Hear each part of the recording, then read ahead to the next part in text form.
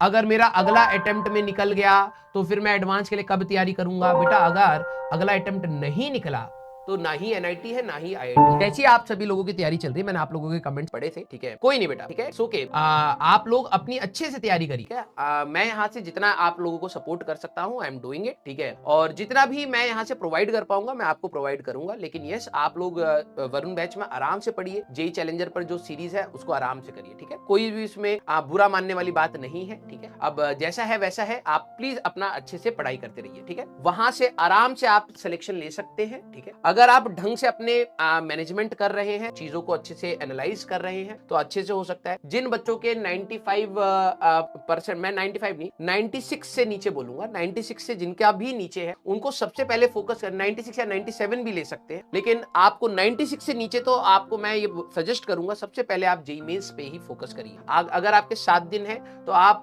4 या 5 दिन आप अपने जेईई मेंस के पीवाईक्यूज पर ही फोकस करेंगे। अब कौन से ईयर के, कुछ बच्चों ने पूछे थे सर कौन से ईयर के पीवाईक्यूज करने चाहिए, अब इसमें कोई लिमिट नहीं है बेटा। अब आपके पास ये जो 2 महीने थे उस समय हम लोग सिलेबस के पीछे दौड़ रहे थे कि सिलेबस कंप्लीट हो जाए। अब सिलेबस कंप्लीट हो गया, अब आपकी रिवीजन है। अब आप चैप्टर्स की लिस्ट बनाइए और रिवर्स स्ट्रेटेजी में काम करिए कि भाई जो चैप्टर्स आपने शायद अच्छे से नहीं पढ़े थे उनको एक बार पढ़ना है, उनके ऊपर एक बार क्वेश्चन करने हैं। और पीवाईक्यूज की एक डेडिकेटेड आप एक किताब खरीद लीजिए बेटा, जिसमें आपको आसानी से अपने सारे टैग्स, टॉपिक वाइज टैगिंग के क्वेश्चंस मिल जाए और उसको आप करना स्टार्ट करिए। आप ईयर बाय ईयर पकड़ लीजिए, जैसे हम लोगों ने दिसंबर में 2019 और 2020 का टारगेट लिया था, अब आप 21, 22, 23, 24 इनका टारगेट आसानी से लेकर के खत्म करना स्टार्ट करिए, ठीक है। और 97 प्लस की अगर मैं परसेंटाइल की बात करूं तो आप 97 एंड 98 दोनों के लिए अगर मैं बात बोलूं तो आप एटलीस्ट अपने 2 या 3 दिन कम से कम आप रखें अपने जेईई मेंस की तैयारी के लिए, जहां पर आप जेईई मेंस की पीवाईक्यूज कर रहे हैं, और बाकी आप अपने 4 दिन रख सकते हैं एडवांस के लिए। जो 98 अबव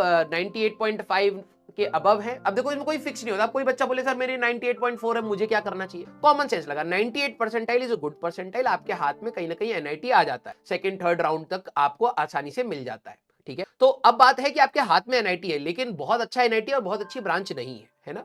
तो what you can do is you can target the NITs, better branch by uplifting your score in JEE Mains and simultaneously preparing for the advanced। तो अब क्या है कि आपका 98 परसेंटाइल अगर किसी बच्चे का है तो मैं ये मानूंगा कि कहीं ना कहीं उसने अच्छे से चीजों को पढ़ा है, लेकिन यस अभी भी स्कोप है और बेटरमेंट का, है ना। तो आप 3 दिन अपने जेईई मेंस के लिए रख सकते हैं, 4 दिन आप अपने एडवांस के लिए रखिए।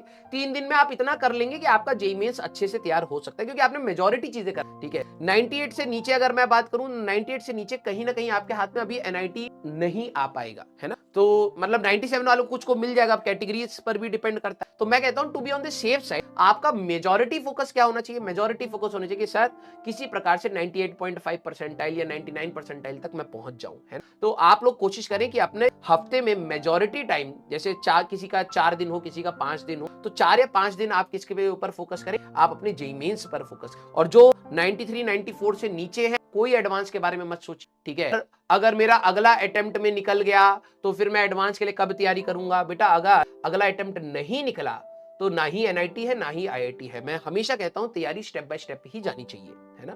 तो आप क्या करें, आप जिनकी 94 परसेंटाइल से नीचे है या 93 से नीचे, इस रेंज में जो भी नीचे है, ठीक है, वो सारे के सारे फुल फोकस अपना जेईई मेंस पर करें, ठीक है, कि सेकंड अटेम्प्ट में एटलीस्ट आप 97, 98 तक आए। अब आप सेकंड अटेम्प्ट में 95 तक पहुंचे तो आप एडवांस के लिए तो क्वालिफाई हुए, ना ही मेंस एनआईटी मिलेगा, है ना, और वहां से एडवांस तक का जंप लेना भी कठिन हो, तो आपके हाथ में कुछ नहीं बचेगा। आपने पढ़ा भी लेकिन कहीं ना कहीं एट द एंड कुछ मिलेगा नहीं, ठीक है। तो कोशिश करिए 94 से नीचे वाले सारे बच्चे सिर्फ और सिर्फ जेईई मेंस का, कोई भी एडवांस की चीज करने की जरूरत नहीं है। अपने परसेंटाइल को इंप्रूव करने की कोशिश करिए, और जो 94 से 98 आप अपने डिवाइड करें, मेंस पर ज्यादा फोकस रहे, एडवांस के लिए भी आपके 2 या 3 दिन निकल रहे हो, ऐसा आप डिवाइड करिए। 98 टू 99 परसेंटाइल आपको मैं फिर भी बोलूंगा कि आपके हाथ में एनआईटी कई बार हो सकता है कि कैसे फीलिंग हो रही है, कौन बच्चे की क्या डिमांड, ठीक है। तो कहीं ना कहीं ऐसा ना हो कि आपको सेकंड थर्ड राउंड में जो आपको चाहिए था, हो सकता है घर के पास वाला एनआईटी आपको चाहिए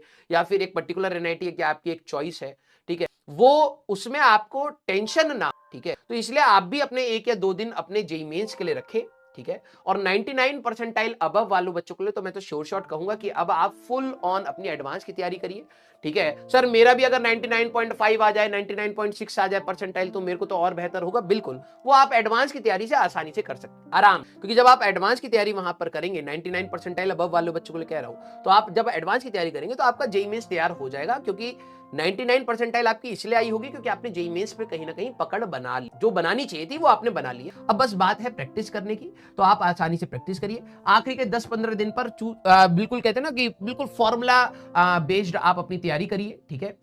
मतलब लास्ट के 10-15 दिन आप कह सकते हैं, मार्च 20 के आसपास से आप ये मान सकते हैं कि 20 के आसपास से आप कंप्लीटली जेईई मेंस के उस पर आ जाइए, ठीक है।